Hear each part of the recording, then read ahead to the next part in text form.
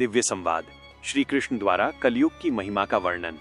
प्रसंग, कुरुक्षेत्र के युद्ध के पश्चात जब पांडवों के मन में आने वाले कलयुग के प्रति भय था, तब धर्मराज युधिष्ठिर ने पूछा, तारांकन, हे माधव, सुना है कलयुग में धर्म नष्ट हो जाएगा, तब साधारण मनुष्य का उद्धार कैसे होगा?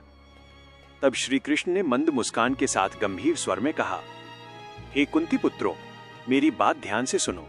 कलयुग अंधकार का युग तो है, लेकिन इसमें ईश्वर की अपार करुणा भी छिपी है। इसे एक उदाहरण से समझो। कल्पना करो कि एक विशाल पर्वत के शिखर से एक बहुत भारी पत्थर लुढ़कते हुए नीचे आ रहा है।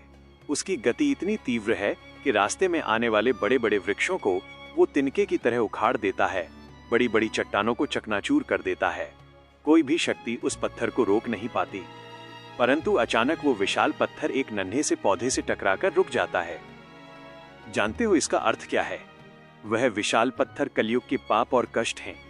उन कष्टों को रोकने के लिए मनुष्य का धन, उसका बल या उसका पद काम नहीं आएगा, लेकिन वो नन्हा पौधा ही नाम संकीर्णन ईश्वर का नाम है। पिछले युगों में जो पुण्य हजारों वर्षों की तपस्या से मिलता था, कलयुग में वो केवल ईश्वर के नाम को सच्चे मन से पुकारने मात्र से मिल जाएगा। और पांडवों, कलयुग का सबसे बड़ा रहस्य सुनो।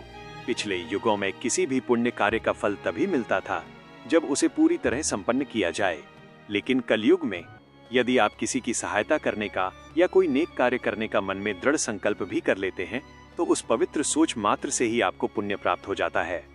ईश्वर ने कलयुग के मनुष्य के लिए पुण्य कमाना इतना सरल कर दिया है कि यहाँ क्रिया से अधिक भाव का महत्व है।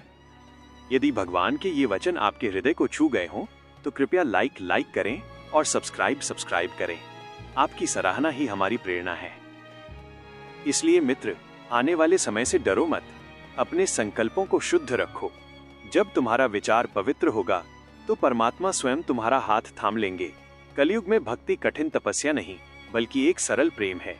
बस उस पर विश्वास रखो।